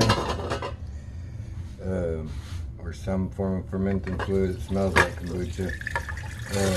So we're basically just letting that kind of help us process the starches out. I used exactly 3 cups, which is what jasmine rice calls for. So we'll go ahead and just make that like standard jasmine rice. I am going to put this fluid back in it when I make it. Alright, boom, we got 4.5 cups of fluid, roughly, to 3 cups of jasmine rice. We'll put that on to boil and steam. Alright, that rice is coming to a boil, so I got some basil, oregano, some older hot peppers. These are April's favorite hot peppers, garlic, cayennes. Cut them up for the salmon and get ourselves ready. I'm gonna get some broccoli and shave the tops off. These are called Aji lemon. Look how pretty. Last year they were a lot bigger, so I'm hoping the bushes will fill out a little more, but peppers are having a hard time this year. Alright, we're just gonna steam some broccoli for the rice, so we'll season it up. We're doing salmon, basically, a lemon pepper salmon, rye jasmine rice, and steamed broccoli. So I'm going to take some lemon juice. We'll really cover this in lemon juice. I didn't ferment the broccoli. That's one I've wanted to try. That and rice vinegar. But basically, let me do salt, pepper, and I'll set this to toss this around, set it to soak till it's time to cook. Alright, some fresh, beautiful rinsed salmon. I'm going to put the toppings on. Alright, I'm going to dump garlic all over it. Alright, lemon spread. Lemon pepper, which is basically lemon peel, and pepper and salt.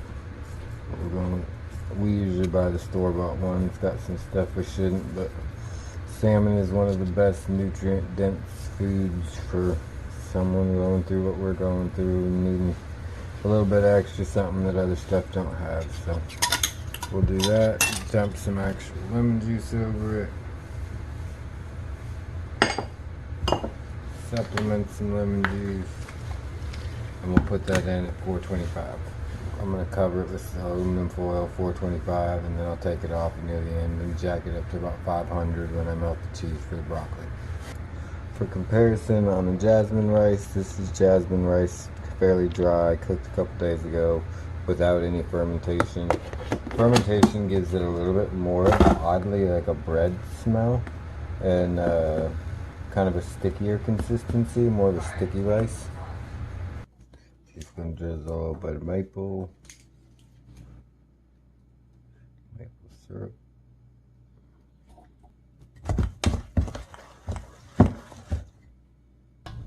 Alright, we're going to acidify our pancakes, or alkaline our pancakes. They're already acidic.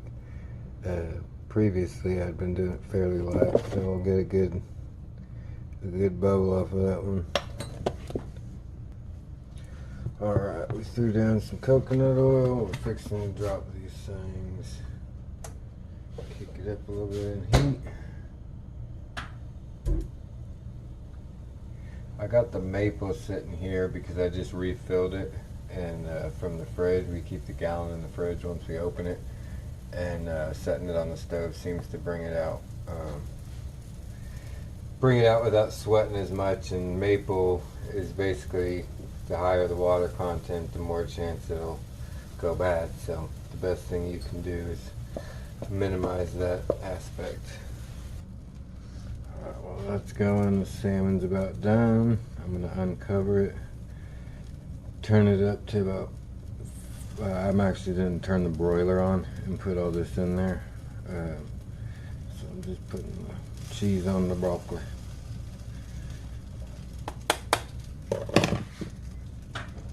Alright, I threw a pepper on there, a hot pepper just for giggles, and then this goes in the oven.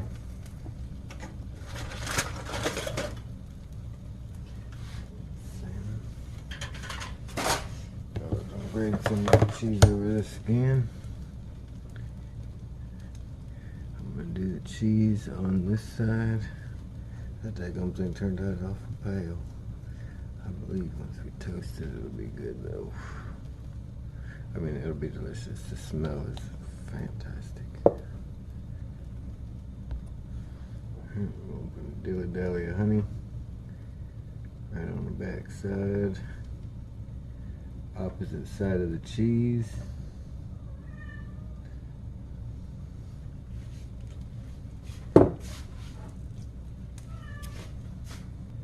And we're going to do some paprika over the center. Put it on broiler on the top to burn with the cheese, and we'll be done in a sec. So you can see from the pancake batter, just by changing the texture of the initial batter, it was a little thicker. Then we made it a little runnier, put the egg in there, and then a little bit more baking soda gives us this real nice, soft, fluffy, perfect pancake. And just in case you were curious, there's our cheese curd from the yogurt. I'm going to strain that out before I go to bed. Alright, it's been about 3 hours for this banana. I'm gonna, that's a tablespoon, and I definitely don't want to use the, yeah, we'll use the whole thing. I actually think this calls for, yeah, just about that. So we'll get this whipped in, get it rolled onto this pan. So we have broccoli and the salmon.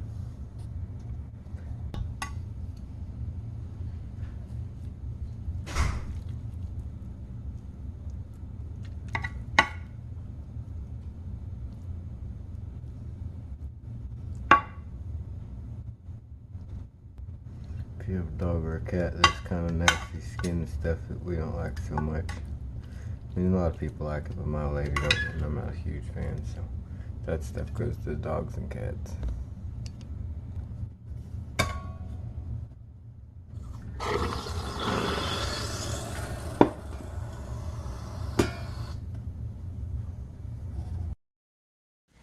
Alright, I haven't put anything in this pan.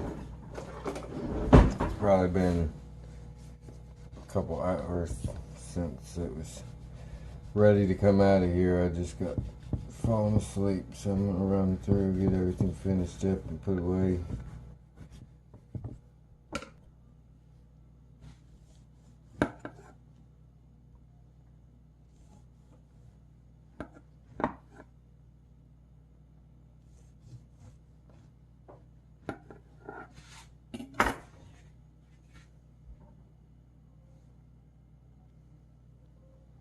Just about perfect, nice moist texture. Alright, here's our last little ice cream.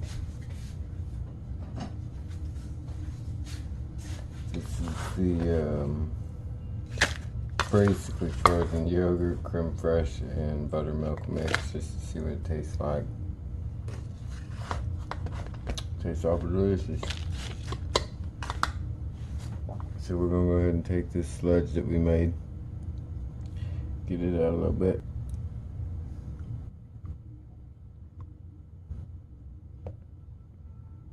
Yes.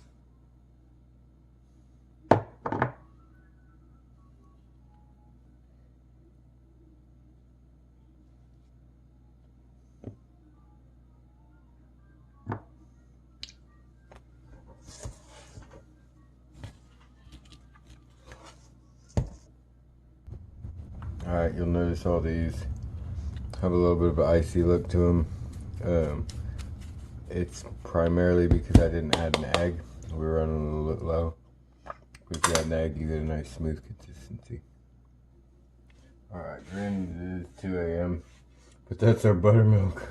I must have left it a little too long. But you can also see how sometimes the store ones kind of change as you make them. Like each batch will kind of degrade. Alright, so we're basically just going to scoop this curd out into this cheesecloth. You're going to be as gentle as you can with it. Trying not to. Look at those beautiful curds.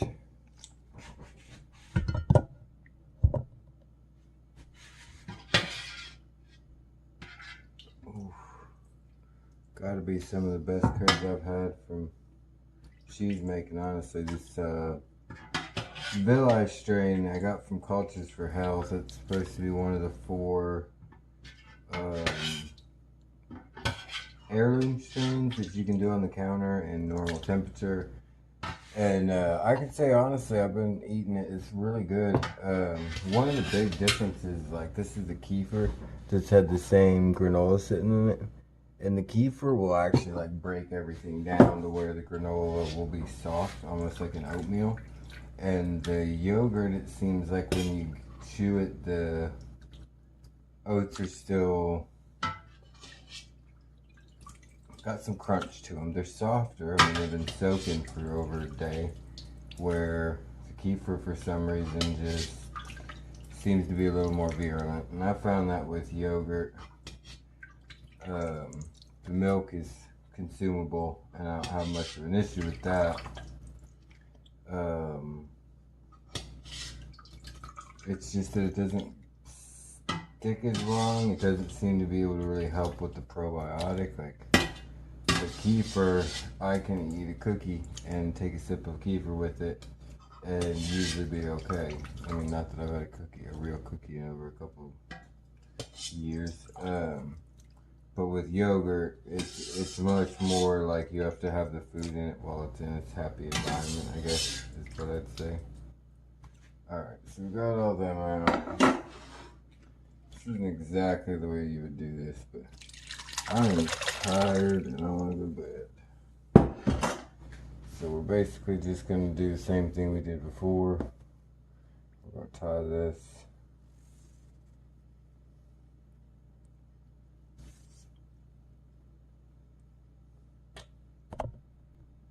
Tie this other side. And I generally wash with soap. Wash these with soap and water. I don't generally boil them unless I really need to, because it doesn't really matter. The cheesecloths, I mean. So I'm basically just going to hang this up here overnight. I'll put it out of the way a little ways, but I'm going to roll out some bread dough. I don't know if you can hear that.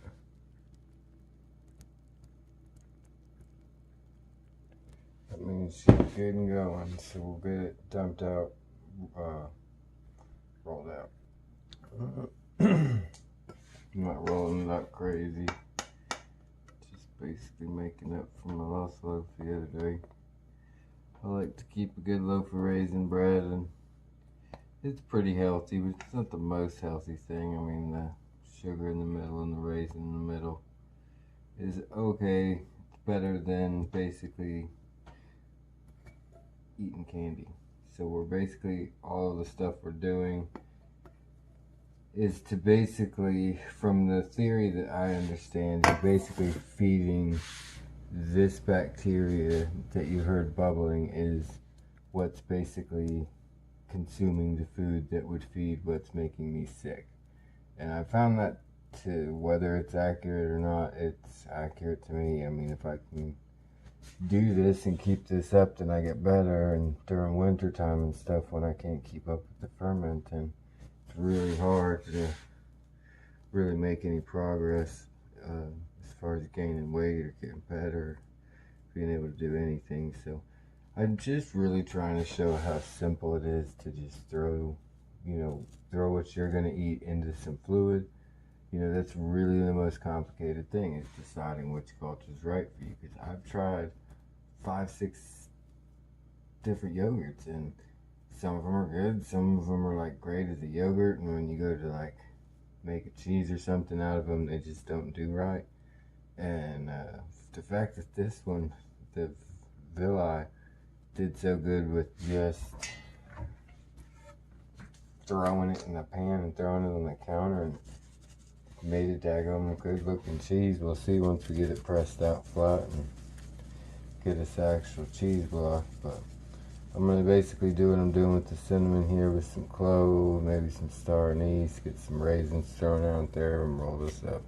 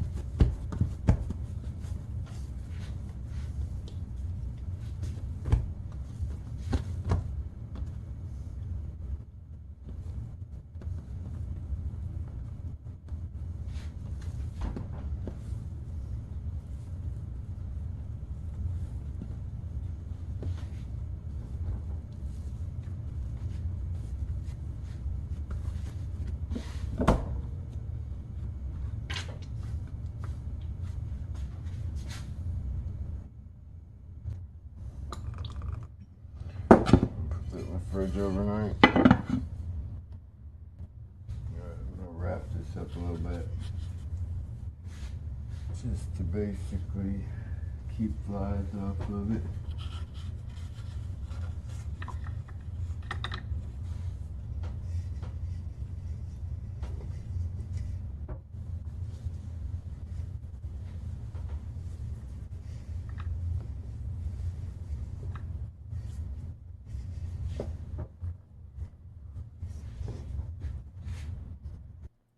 Alright, so we'll get that baked in the morning. I got all this soaking because I want to try to demonstrate some more porridges, and I haven't been able to have grits in years, so I'm going to try and do a version of fermented that I have never tried. And then we're doing sprouting, where we're germinating them, and then we'll basically ferment them after that, because the germination process where they sprout it opens up and like kind of opens up different sugars. It like breaks down the starches and makes it more digestible, and adds in even like another layer of extra nutrients. So we've got a few things we'll try next time. You've probably seen these beans. These are sitting there degassed, and they'll be ready tomorrow to cook into pintos for taco-y stuff. This is my grits. I just threw some kefir on it. And we'll see how we go from there.